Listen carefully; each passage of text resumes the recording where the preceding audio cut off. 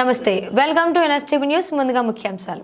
మెదక్, నిజామాబాద్, ఆదిలాబాద్, కరీంనగర్ పట్టభద్రుల ఎమ్మెల్సీ ఎన్నికల్లో ఓయూ పూర్వ విద్యార్థి, తెలంగాణ ఉద్యమకారుడు, వందలాది కాంపిటేటివ్ ఎగ్జామ్స్ పుస్తకాలు రచించి వేలాది మంది నిరుద్యోగులను, పట్టభద్రులను ఉద్యోగులుగా తీర్చిదిద్దిన మేధావి తన 19 సంవత్సరాల అసిస్టెంట్ ప్రొఫెసర్ ఉద్యోగ సర్వీస్ను వదులుకొని పట్టభద్రుల ఉద్యోగుల, నిరుద్యోగుల గొంతుకగా నిలబడిన బహుజన బిడ్డ ప్రసన్న హరికృష్ణను భారీ మెజారిటీతో మొదటి ప్రాధాన్యత ఓటు వేసి గెలిపించాలని పిలుపునిచ్చిన ఓయూ జేఏసీ రాష్ట్ర నాయకులు కోడూరు రఘు.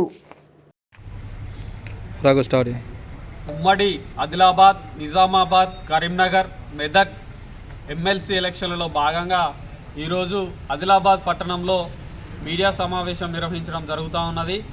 ఈ ఎమ్మెల్సీ ఎలక్షన్లకు పూర్తి మద్దతుగా ప్రసన్న హరికృష్ణకు పూర్తి మద్దతుగా ఈరోజు ఓయూ జేఏసీ మద్దతు ప్రకటించడం జరుగుతూ ఉన్నది.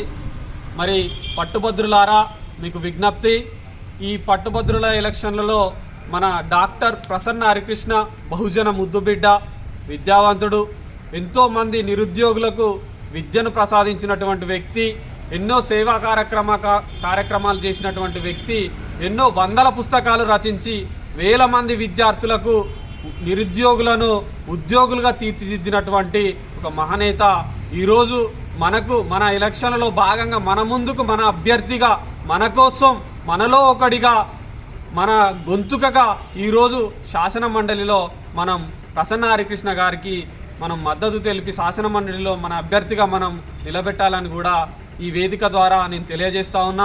ఇప్పుడున్నటువంటి ఈ ఎలక్షన్లలో ఉన్నటువంటి అభ్యర్థులు ఎవరైతే ఉన్నారో కార్పొరేట్ వ్యక్తులుగా విద్యను వ్యాపారంగా చేసుకొని పేద విద్యార్థుల తల్లిదండ్రుల రెక్కల కష్టంపై, వాళ్ళ చెమట చుక్కలపై డబ్బును సంపాదించి ఈరోజు ఈ ఎలక్షన్లలో ధన ప్రవాహంగా వస్తున్నారు. కాబట్టి మరి మన ప్రసన్న హరికృష్ణ అయినటువంటి వ్యక్తి ఉపాధ్యాయుడు, తన విద్యాభ్యాసం నుంచి కూడా ఎన్నో కష్టాలు పడి ఈరోజు ఈ స్థాయికి వచ్చి మన స్థితిగతులు తెలిసినటువంటి వ్యక్తి, మనలో ఒకడిగా ఈరోజు ఎంతోమంది విద్యార్థులను చేరదీసినటువంటి వ్యక్తి.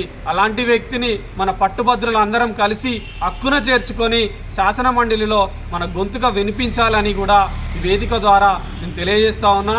మరి ఈ ఎమ్మెల్సీ ఎలక్షన్లలో 3వ క్రమ సంఖ్యలో మన ప్రసన్న హరికృష్ణ గారు ఉంటారు.